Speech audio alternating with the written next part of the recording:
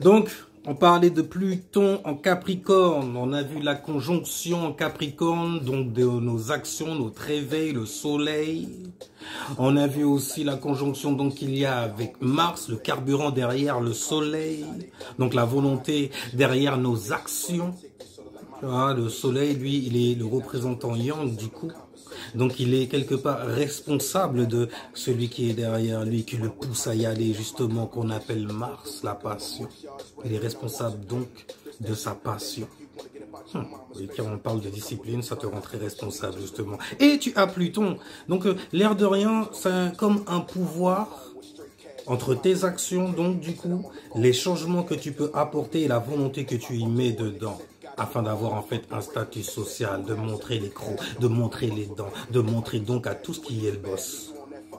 In the house. Donc du coup, on a parlé du Capricorne, on va aller maintenant du côté des taureaux élémentaires fixes, donc fixés sur sa propre manière de valoriser les choses terrestres de ces 5 sens qu'ils maîtrisent à la perfection, tu vois. Mais vraiment, vraiment. Ça passe par le goût, c'est très stéréotypé, ce sont des gourmands, etc. et tout, mais c'est les 5 sens. Et comme ils sont fixés, ben, ils ont beaucoup pratiqué leurs 5 sens. Ça fait bizarre de dire ça comme ça, parce que tu penses à pratiquer. Va dans la maison opposée pour savoir ce que je viens de te dire là, l'air de rien. Pour décrypter ce que j'essayais de te dire. T'es un coquin, t'as capté. Donc du coup, le taureau élémentaire fixe, donc fixé sur sa propre manière d'atteindre une certaine forme de stabilité à la fois matérielle. Écoute, ça passe par ce qu'on possède. C'est bien d'avoir, ok, c'est bien. C'est bien d'avoir. Je possède. C'est la même chose. C'est bien d'avoir. De ne pas manquer, justement. D'être abondant, constant. Car élémentaire, on est sur terre, on est donc au tartare, on doit donc travailler, c'est la force du thé. Ok, donc du coup, taureau fixé sur sa propre manière d'être stable, d'être stabilisé, donc du coup, sur terra, avec des choses donc terrestres également, auxquelles il attache certaines émotions. Pourquoi? Parce qu'il a la lune représente les émotions, et ces émotions sont en exaltation pour l'expérience terrestre. Et justement, en parlant d'expérience, on a Jupiter qui représente justement les expériences. Le grand voyage que tu fais intérieurement aussi, à l'extérieur, lorsque tu gambades, tu vois, que tu expérimentes certaines choses, ci et là. Il est en... Enfin bref, en exaltation aussi dans le signe du Cancer. Mais on va pas aller par là, on a donc la lune en tout cas qui est en exaltation dans le signe du Taureau. Et on a Jupiter donc qui est en Taureau. Donc une abondance de quoi? En quoi? En élémentaire sur quoi? Les affaires du Taureau. Donc la stabilité émotionnelle et financière. Je vais même dire financière et émotionnelle. Hein, tu m'as capté, Taureau? Bah ouais. Donc Jupiter en Taureau, ça te donne comme un don de pouvoir avoir certaines pensées.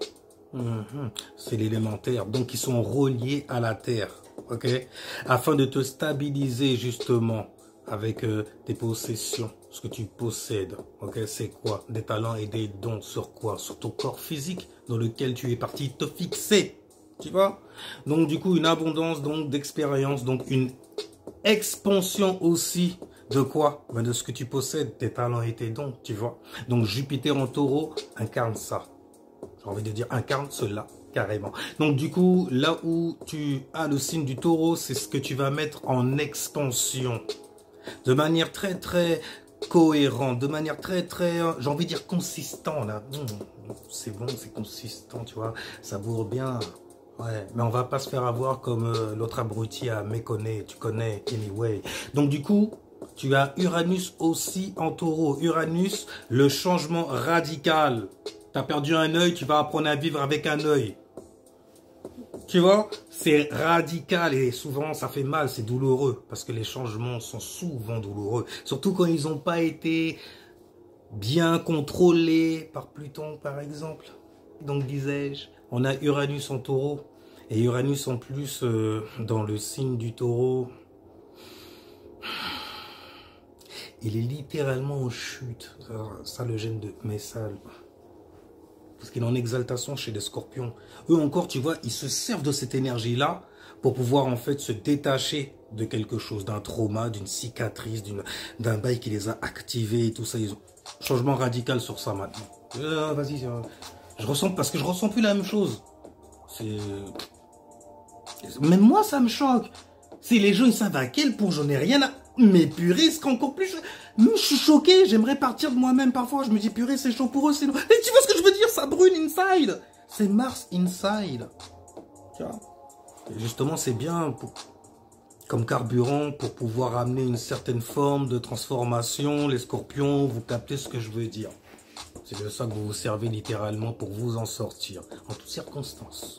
Anyway, donc, on a parlé de Mars, non, on parlait de Jupiter, Uranus.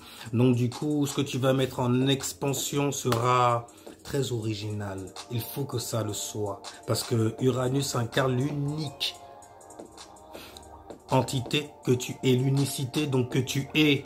Le U qui vient se loger, tu vois, qui est formé, la forme donc pensée, colorée, ou que tu es sur Terra. Tu vois, me demande pas où, c'est sur Terra, t'es où là? Sur une étoile, une planète. Avant de dire que je suis un mec pas net, et que je suis dans les étoiles. Mais bref, donc, Jupiter, ce que tu mets donc en expansion, doit avoir une certaine forme d'originalité. C'est ça que tu es doté, en tout cas c'est de ça, pardon, que tu es doté. Donc du coup là on a parlé des taureaux, on va passer sur les vierges maintenant. Signe mutable élémentaire, dédicace à vous. On parle pas assez de nous, mais c'est normal, car on a Vénus qui est en chute chez nous. Tu crois qu'on parle mal de toi, souvent. Si tu savais tout ça, c'est là-dedans uniquement. C'est pour ça que... on est réellement en fait des scorpions très très light. Là où le scorpion est une vierge très très lourde. Mais on va arrêter de parler mal de nous là. Là on parle des vierges. C'est dur quand même parce qu'il y a Lilith en vierge. Et on sait très bien que Lilith c'est... la sweet, lovely bitch, sérieusement. Oh, bordel, elle te met des blocages, elle te coque-bloque carrément. Elle te cisaille en fait ton service 3 pièces quand t'es un homme. Trop hystérique quand t'es une femme. Enfin bref,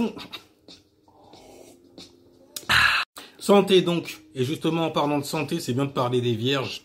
On a Lilith donc en vierge. Donc l'endroit où la vierge va tomber aura l'influence donc de Lilith. Il y aura des blocages. Des blocages sur quoi? Sur ce que tu analyses. Tu crois que t'es pas au point. Tu te mets à douter. Je sais ce que c'est. Il va falloir se détacher de ça. Gérer ça. Donc, du coup, cet embarras que ça crée dans la maison où ça va tomber. Ok? Donc, on va voir ensemble, en fait, la trigone maintenant. Ou plutôt, pardon, le trigone maintenant. Mais ça fait très latrine. Ou la trigone. On a envie de mettre du féminin derrière. Je sais pas pourquoi, mais c'est vrai qu'en même temps, dire latrine... Donc, disais, j'allais en oublier un quand même, parce qu'on en a fait quand même, on a fait Jupiter, on a fait Mars, on a fait le Soleil. Bon, Mercure est en Sagittaire, donc une expansion faite sur tes pensées, sur les choses en fait sur lesquelles tu t'es éduqué aussi, ta philosophie, ta manière de voir la vie, de voir Dieu, de voir ton Dio, ton système en gros, pour pouvoir naviguer sur Terre. Tiens. Donc Mercure, donc tu vas mettre ça en expansion. Donc là où tombe le Sagittaire, c'est là en fait où tu vas vouloir brûler d'une passion dévorante pour pouvoir parler et mettre en expansion certains savoirs que tu as compris, que tu tentes d'enseigner. Toi qui es venu sous la vibration de l'enseignant, de l'ermite aussi. Ouais, bref, on disait, on a donc Mercure en Sagittaire et Vénus en Sagittaire. Vénus. On va vouloir mettre en expansion en fait notre amour pour la philosophie, pour les choses en fait qui gèrent nos vies, des choses qu'on a expérimentées aussi, pour l'intellect aussi. On aime les choses qui volent assez haut. Tu vois, ça nous permet d'être jovial. Quand on a Vénus en Sagittaire, tu vois, on a du mal même à lâcher certaines affaires.